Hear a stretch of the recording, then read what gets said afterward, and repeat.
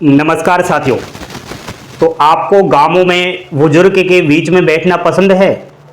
क्या आपको गांवों के रीति रिवाज पसंद है? साथियों, गांव में ही आपको राजशाही नौकरी देखने को मिली है और बहुत बड़ा पद है।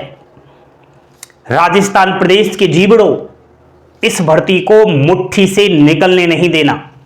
मैं बात कर रहा हूं राजस्थान राजशाही नौकरी पटवारी की।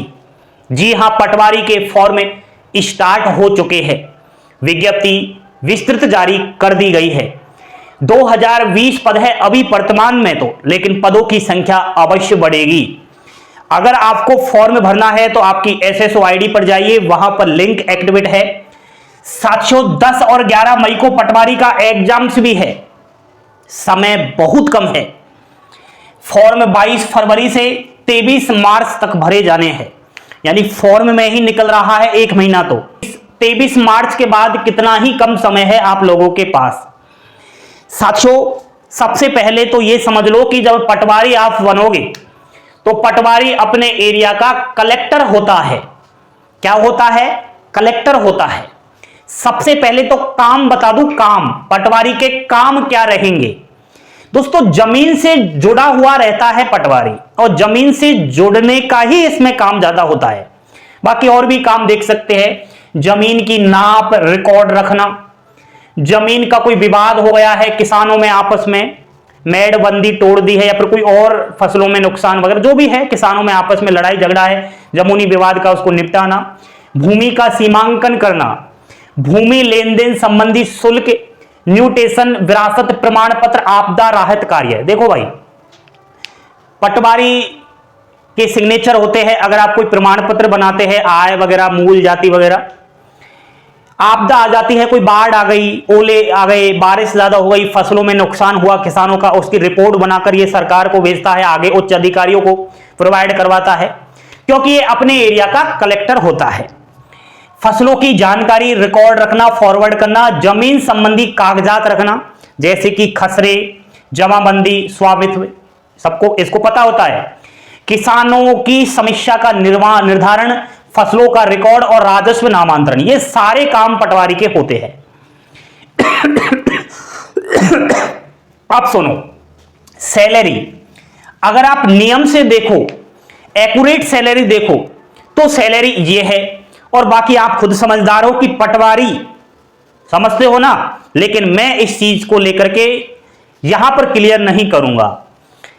सैलरी ईमानदारी से अगर देखी जाए तो पे ग्रेड 2400 पर रहता है। लेवल 5 प्रोबेशन परीक्षा 2 साल तक केवल इसको मूल वेतन मिलता है 14,600 रुपए।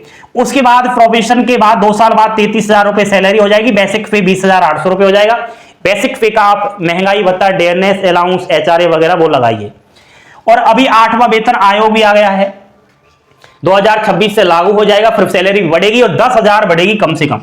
डायरेक्ट पटवारी की सैलरी 40,000 पार हो जाएगी। खतरनाक सैलरी है। ये तो है ईमानदारी से।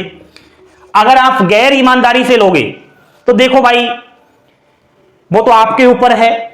बाकी मेरा कोई ऐसा सब्सक्राइबर है या फिर कोई शिष्य है या फिर मेरा कोई भाई है जो वीडियो देख रहा है, यदि भविष्य में पटवारी बन जाए यार, तो ये काम मत करना।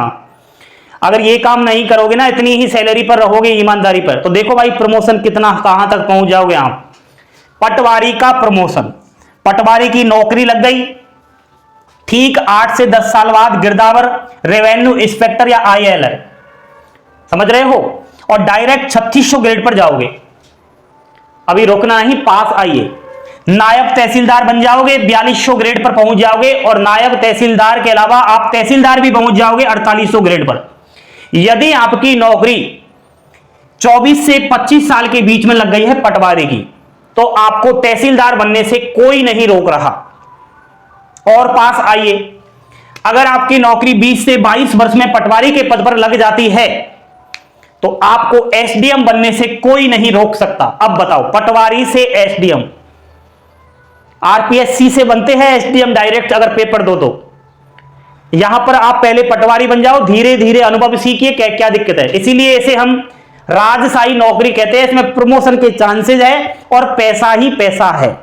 क्योंकि इधर आपने देखा गांवों में रहेगा और ये काम करेगा, और सब जानते हो आप लोग। ड्यूटी निश्चित नहीं है इसकी ड्यूटी, जो पुलिस कांस्टेबल की ड्यूटी है सेम पटवारी की यही है। 24/7 24 घंटे सेवा में रहता है। वीक में 2 दिन का ऑफ रहता है, सैटरडे संडे। 2 से 3 घंटे ये ऑनलाइन वर्क करता है। आजकल क्या डिजिटलाइज हो गया है, पटवारी को भी रिकॉर्ड अब लैपटॉप वगैरह में संभाल के रखना पड़ता है, तो वो ऑनलाइन तो काम करेगा ही, और रिपोर्ट उच्च अधिकारियों को भी ये प्रोवाइड करवाता है। कभी कोई मान लीजिए तहसीलदार का फोन आया कि यहाँ आइए, इस गांवों में परेशानी हो ही जाती है, कोई भी समस्या हो जाती है, पटवारी से ही वो तहसीलदार आगे बातें करता है। तो मैं तो कहता हूं, अगर आपने सीईटी ग्रेजुएशन लेवल का अच्छा स्कोर किया है, आपका सीईटी ग्रेजुएशन लेवल के रिजल्ट की पीडीएफ में नंबर आ चुका है, तो इस राजशाही नौकरी को हाथ से ना ठुकराए, जरूर आवेदन करें। पटवारी एक जो है अपने एरिया का कलेक्टर होता है। काम, सैलरी और आपने प्रमोशन देख लिया, ड्यूटी भी देख ली, और सिलेबस वगैरह वो तो आप सब जानते होंगे। आपने सीईटी का भी पेपर दिया है, तो सीईटी का सिलेबस है वो पटवारी का है, बाकी वो तो हम आपको बता ही देंगे। ये जानकारी आप लोगों को अवश्य पसंद आई होगी, मोटिवेशन मिला होगा, और कहीं ना आपको ये लगा होगा कि वास्तव में पटवारी तो पटवारी ही है।